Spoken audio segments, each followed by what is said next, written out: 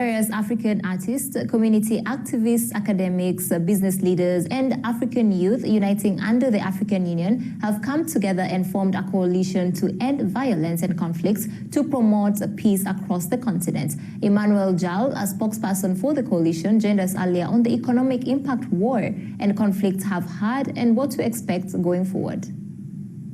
People who have grand strategies, whose their main job is to assess countries that could be a threat with them economically. In those countries, what they'll do is they will make everything possible to prevent those countries from moving forward, so causing trouble. If you look like Sudan, they are oil-producing country, and they have potential of fertile land to which they can supply the entire world with food. And so these countries will want to pit these people, the citizens, among themselves.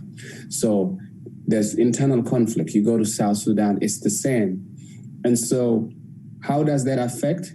What does war do? When there's a lot of stress, when there's a lot of poverty exposed to the country, and then you have traumatic stress, what actually happened to people in that area, their mind will not evolve, because a mind that cannot think and plan for itself can only do shallow stuff. And so the mind becomes feeble, stupid, and primitive. And so if you look at it, when you're raised in that environment, even the leaders will not have plan to think 30 years, 40 years. So they'll only act on instincts and emotions. And so that's why you'll find a countries in conflict, they're just rolling over and over, and people are not moving forward. And so that, I think, how does that affect economy? Because roads are not going to be built. How is that going to affect the economy? The currency is going to collapse. So let me give you an example of South Sudan. We import tomatoes. We even import water. We import bananas. We import mangoes when we have wild forests of mangoes that we don't want to use. We want to import juices. We import almost everything. So we are a consuming country. So all the money that come from our government, the government official, when somebody's sick, they go outside. So people are not working to keep the money in. So our money comes in and goes out. So how is our economy going to go forward when people don't feel safe to invest back at home?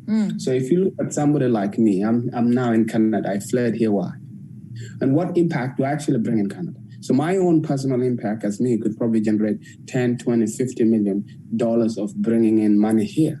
There's the people that I employ, but there's the noise that I make, and there's the me being like an ambassador to Canada and making Canada even better. So if you look at it, war in the long run benefit the people who sell guns, benefit the aid workers.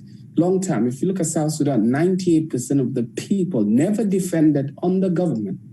When the war was happening, they sustained the rebels. But now everybody's crippled. They're fed on aid. So that kind of thinking, only a leader with a big mind would look at how important peace is. So peace is stability. If you look at Kenya, they have nothing major that they're exporting, but they have managed to find a way to coexist peacefully and make sure, hey, we cannot blow this up.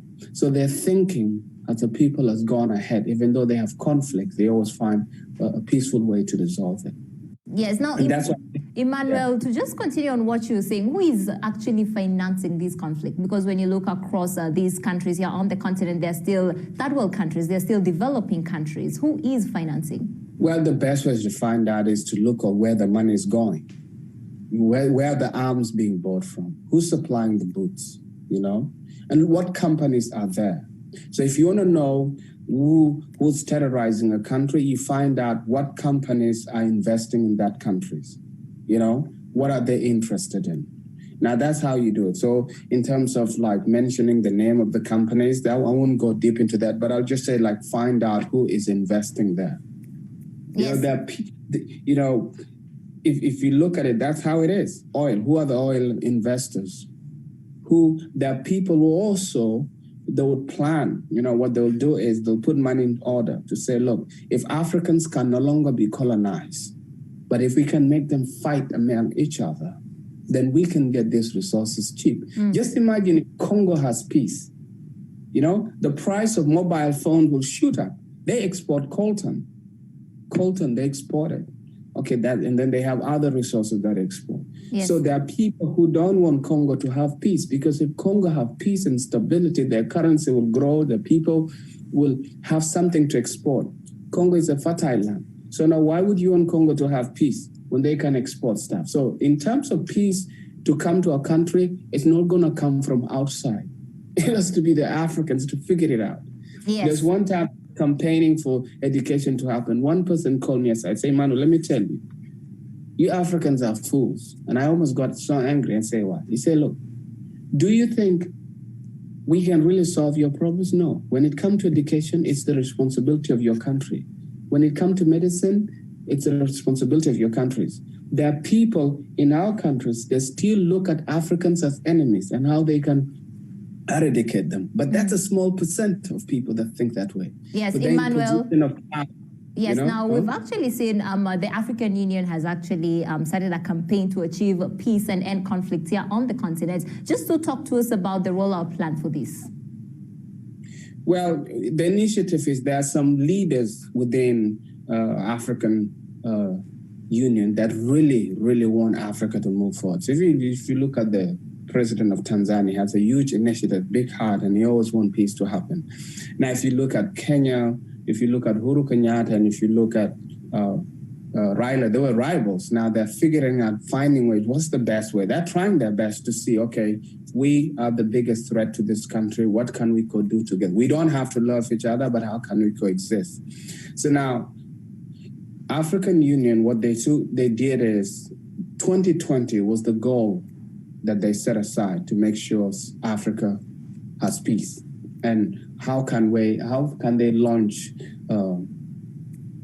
campaigns, or how can they open their borders for free trade to happen, where businesses can move from one place to another, not getting bothered or being asked for so many permits in order to trade. So the free trade. So they have simple things they're working to put in place. Yes, now actually, before I let you go, we have some countries here on the continent that would actually rather solve their conflicts internally than have external bodies come in to help. How will this actually affect the rollout of this plan? Now, if you look at the countries, I'm saying, look at Rwanda. They have their internal issues, yes. They have their issues that are affecting them, you know. Every home has got its own problem. But there's good thing you can admire about Rwanda, you know, the way they set up their system and their economy and the way things are moving.